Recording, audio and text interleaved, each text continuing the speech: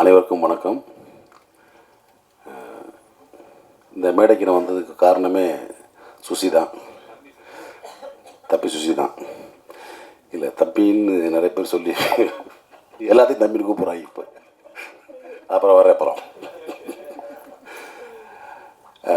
ஏன்னா நான் வந்து உங்களுக்கு தெரியும், நடிகரானதே நான் மகானில் தான் ஃபஸ்ட்டு.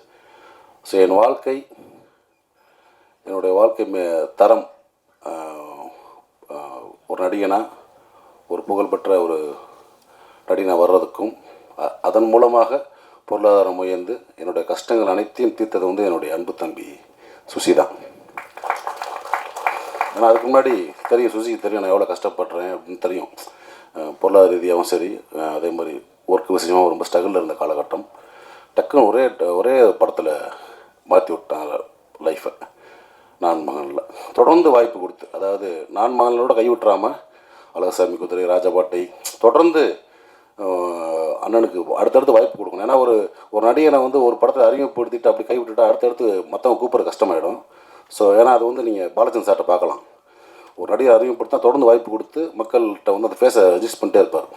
ஸோ அந்த மாதிரி வந்து என்னையை வந்து தொடர்ந்து வாய்ப்புகள் கொடுத்து என்னை அட்ஜஸ்ட் பண்ணி என்னையை வந்து ஒரு நடிகனாக இன்றைக்கி நான் நல்லா இருக்கேன்னா அதுக்கு வந்து எனக்கு மனசார சொல்லுவேன். நானும் என் குடும்பமும் எப்பயுமே வந்து சுசிக்கு நன்றி கடனாக இருப்போம்.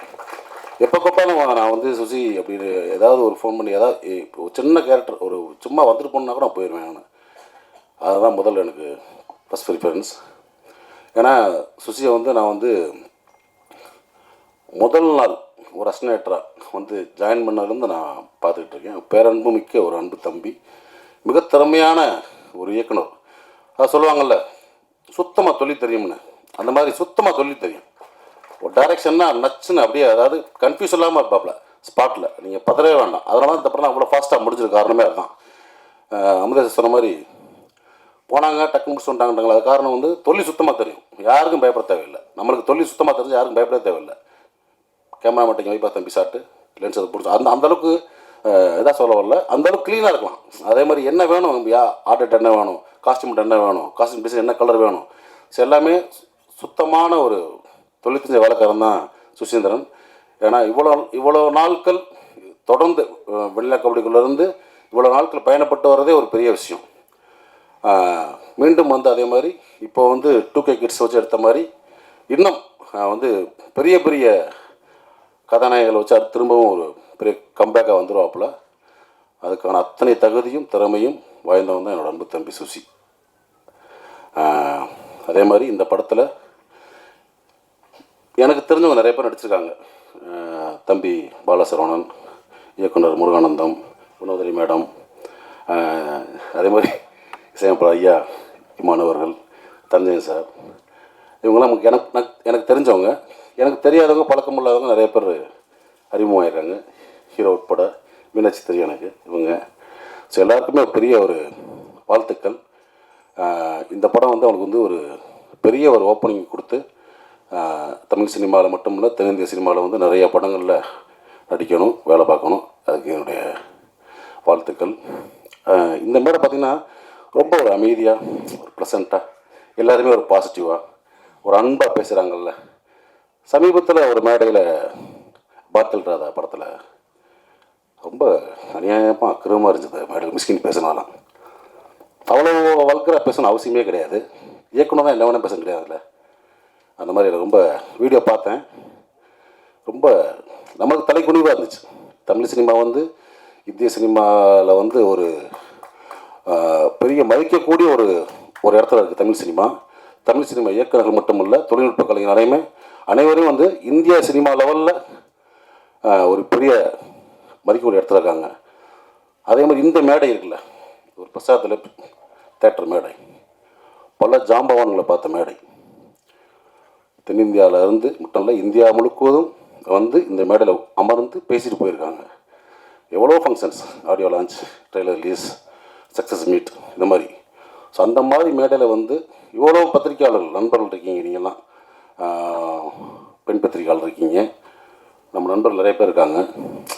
அங்கே வந்துட்டு மொத்தவங்க அம்மான்றது பேசிக்கிங்க, வெளியே பேசிக்கிங்க. ஒரு மேடை நகரிக்கணும் இல்லையா? என்ன வேணால் பேசுகிறதா? அவ்வளோ புக்கு படிச்சிருக்கீங்கன்றீங்க, அவ்வளோ படங்களை பார்த்துருக்கோம், உலக படங்களை பார்த்துருக்கேன்னு சொல்கிறீங்க, அவ்வளோ உலகம் போல புக்ஸை படிச்சுக்கேன்றீங்க. அப்புறம் என்ன அறிவு இருக்கு உங்களுக்கு? குறைந்தபட்சம் நாகரிகம் வேணாமா? உங்களோட மேலே பேசுகிற பேச்சா? உங்களுக்கு பெண் குழந்தை இருக்குது, எல்லாத்துக்கும் பெண்கள், எனக்கு பெண் குழந்தை இருக்குது, ஸோ எல்லாத்துக்கும் இருக்காங்க. ஸோ மேடை நாகரிகம்ன்றது ரொம்ப முக்கியம். இந்த மேடை எவ்வளோ நாகரிகமாச்சு பார்த்தீங்களா? யாராவது தப்பான வார்த்தை அதெல்லாம் கிடையாது. தம்பின்னு கூப்பிடுறது வேறு. தம்பி நம்ம எல்லாத்தையும் கூப்பிட்றோம், வாடா தம்பி, உட்கார தம்பி, எந்திரா தம்பின்னு. அவன் நம்ம அண்ணன் நினைக்கணும், அது முக்கியம் ரொம்ப. அப்படி உங்களை யார் அண்ணன் நினச்சா எனக்கு தெரில. எல்லாத்தையும் சக்கட்டு மடிக்கு வாடான்றாரு, போடான்றாரு, உட்காருன்றாரு. இதை நான் இன்னைக்கு பேச நினைக்கல, தொடர்ந்து பல மேடைகளை பார்த்துட்டு வரேன் நான் மிஸ்கின் பேச்சுக்களை. சமீபத்தில் அண்ணன் பாலானுக்கு வந்து 25th இது இயர் கொண்டாட்டம். அங்கே பார்த்தீங்கன்னா அவர் என்னமோ பெரிய குடியார மாதிரியும் படுத்து கிடந்தான் பாலா, அவன் தான் பாலான்றது. இங்கே வந்து இளையராஜில் வந்து அவன் தான் இளையராஜன்றது. யாரா நீ? நீ என்ன அவ்வளோ பேப்பாட்டாக்கிற தமிழ் சினிமாவில்? எனக்கு ஒன்றுமே புரியல. ஒரு போலி அறிவாளி அப்படிதான் சொல்லணும். அதாவது அன்னைக்கு மேடையில் உட்காந்தவங்க மிக திறமையான அற்புதமான நம்ம மண் சார்ந்த கதைகளை மட்டும் எடுத்து படம் பண்ணுற இயக்குநர்கள், அமீரன் ஆகட்டும், வெற்றிமன் சார் ஆகட்டும், ரஞ்சித் சார் ஆகட்டும், படங்களுக்கு வியாபாரிகிட்ட வந்து பர்கர் வியாபாரி உட்காரச்ச மாதிரி உலக சினிமாவில் வந்து காப்பி அடித்து படம் பண்ணி ஜெயித்த ஒரு போலி அறிவாளி மிஸ்கின். எதுக்கு இந்த மாதிரி ரொம்ப அநாகரிகமாக ஒரு மேடையில் வந்து ஒரு ஆணவப்பெல்லாம் சொல்லி பேசி ரொம்ப மனசு கஷ்டமாக இருந்துச்சு. ஏன்னா தமிழ் சினிமா இயக்குநர்களை நான் வந்து பெரிதும் மதிக்கக்கூடிய ஒரு கலைஞன். நான் எப்பயுமே ஒரு ஷூட்டிங் ஸ்பாட்டுக்கு போனாலும் சரி, இயக்குனர் என்ன சொல்கிறதோ அதை நான் வந்து அப்படியே கேட்டு நடிப்பேன். ஒரு பிளாங்க் பேப்பர் மாதிரி போவேன், ஒரு களிமண் மாதிரி போவேன். என்னை எப்படி வேணால் வடிக்கலாம், எப்படி வேணால் எழுதலாம், எதையுமே நான் பண்ண மாட்டேன். என்ன எங்களோட ஒர்க் பண்ண உங்களுக்கு தெரியும். அதே மாதிரி பொட்டேஷன் சரி மற்ற விஷயம் ரொம்ப அந்த டார்ச்சர்லாம் பண்ணக்கூடிய ஆர்ட்ஸ் கிடையாது. ஏன்னா நம்ம கீழேருந்து வந்திருக்கோம், ரொம்ப கஷ்டப்பட்டு ஒரு இடத்துக்கு வந்திருக்கோம் தமிழ் சினிமாவில். தமிழ் சினிமாவையும் தமிழ் சினிமா இயக்குநர்களையும் பெரிதும் மதிக்கக்கூடிய ஒருத்தன் தான். ஆனால் அந்த மேடை எனக்கு வந்து ரொம்ப அருவருப்பாக இருந்துச்சு. ஸோ மிஸ்கின் அவர்களே, நீங்கள் தம்பியாக இருக்கலாம், அண்ணன் இருக்கலாம், இல்லை என் ஒத்த வயதாக இருக்கலாம், சினிமா சொல்லுவாங்கள்ல, உங்கள் அம்மா எங்கள் அம்மா இல்லை சினிமாடான்னு, சினிமா இது. நீங்கள் வந்து ஒன்றும் ஒரு ட்ரெண்ட் செட் ஃபிலிம் பண்ணியெல்லாம் நீங்கள் வந்து ஜெயிக்கலை.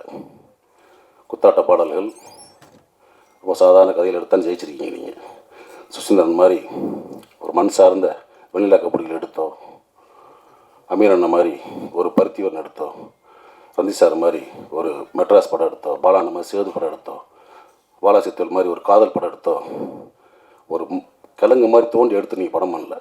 வெளிநாட்டு படங்களுடைய முகத்தில் அதோடைய ஷார்ட்ஸை காப்பி பண்ணி, சீன்ஸை காப்பி பண்ணி ஜெயிச்ச ஆள். ஸோ நீங்கள் வந்து ஒரு போலி புத்திசாலி, அதை நான் வச்சுக்கிட்டு பிறகு இன்னும் பல மேடைகள் நீங்கள் பேசலாம், கொஞ்சம் நாகரிகமாக பேசுங்க. ஏன்னா நீங்கள் உட்காந்துருக்க மேடைகளில் பெரும் கலைஞர்கள் உட்காந்துருப்பாங்க. அன்றைக்கெல்லாம் மேடையில் சொல்கிறார், வெற்றிமாறனையும் ரஞ்சித் அமீர் இந்த மற்ற குடியார்கள் நீ பார்த்தீங்களா, ஊற்றியா கொடுத்தீங்க, கேவலமாக இல்லையா? அதெல்லாம் எத்தனையோ பேர் குடிக்காமல் இருந்துருக்கலாம், குடிப்பழக்கம் இல்லாத இருக்கலாம். மேடையில் எப்படி மொத்தமாக சொல்கிறீங்க? ஏற்கனவே சினிமாக்காரனே கிளுகிளுன்னு தான் இருக்குது, பார்க்குற பார்வை வேறு மாதிரி இருக்குது. இந்த மாதிரி நம்மளே தாழ்த்தி நம்மளே வெளியே அசிங்கப்படுவான்னு நினைக்கிறேன். இது வந்து என்னுடைய மனக்குமுறல். ஏன்னா இப்போயும் சொல்கிறேன், தமிழ் சினிமா இயக்குநர்களில் பெரிதும் மதிக்கக்கூடிய வணங்கக்கூடிய ஒருத்தன் நான். ஸோ அந்த மாதிரி இப்போ இருக்க ஒரு இயக்குநர்கள் இந்த மாதிரி சும்மா போகிற போக்கில் மற்றவங்க அது இதுன்னு பேசுகிறது வந்து அனுமதிக்கக்கூடாதுன்னு நினைக்கிறேன். ஸோ அதை நான் வந்து இங்கே பதிவு பண்ண நினச்சேன். அதுக்கு வந்து என்னுடைய கண்டனங்களை கண்டிப்பாக தெரிவிச்சுக்கிறேன். ஓகே. அதே மாதிரி இந்த மேடையில் இன்னொரு எனக்கு ரொம்ப சந்தோஷமான விஷயம் என்ன பார்த்தீங்கன்னா, என்னுடைய நண்பன் பிரபாகரன், இந்த இது அந்த டாலோட அன்போட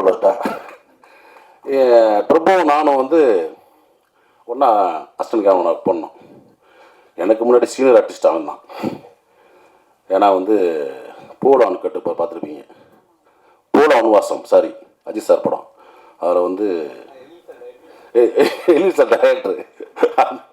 அதில் வந்து ஜோதியா கண்ணதான் அடிச்சிருப்பான். நான் அப்பயே சொன்னேன், டே ரூட்டை மாற்றி போயிரு, கரெக்டாக ரூட்டு போட்டு ஒரு கிடச்சிருக்கு.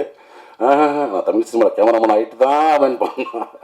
ஆனால் வாழ்க்கை அவனையும் நடிகன் ஆகிடுச்சு. இந்த படத்தில் ஒரு முக்கியமான சென்ட்ரு புகராக நடிச்சிருக்கிறது எனக்கு ரொம்ப சந்தோஷம். நிறைய பேர் தெரியாது, நான் வந்து கோபின்னு ஒருத்த ஊர்லேருந்து வந்திருக்கான். ஊர்லேருந்து அறந்தாங்கிலேருந்து இவரும் போவேன். இப்போ படுத்து தூங்கிட்டே இருப்பான். டேய் என்னடா அவன் படுத்து தூங்கிட்டே இருக்கான், சரி உறவுறான்னா. அவன் தான் தம்பி. ஸோ பிரபு தம்பி அறியப்பட்ட கோபி பின்னாடி நீயான கோபி ஆனார். நீயான கோபியோட அண்ணன் பிரபு. நான் வந்து ரொம்ப டக்குன்னு ஆர்டிஸ்ட் ஆகி விட்டாப்புல சுசி. ஆனால் அவன் இன்னும் வரணும், எனக்கு ரொம்ப சந்தோஷம். இப்போ வந்து ஏன்னா டிவி சீரியல் பண்ணிகிட்டு இருக்காப்புல, திரைப்படங்களில் நிறையா படங்கள் நடிக்கணும், எனக்கு அதான் ரொம்ப சந்தோஷம். அதனால் இன்னும் நிறையா பண்ணு தம்பி, இது உண்மையான தம்பி, சரியா? ஓகே, அனைவருக்கும் என்னுடைய வாழ்த்துக்கள். ஏதாவது தவறாக பேசியிருந்தால் பத்திரிகையாளர்கள் நண்பர்களும் மன்னிச்சுங்க. தேங்க்யூ.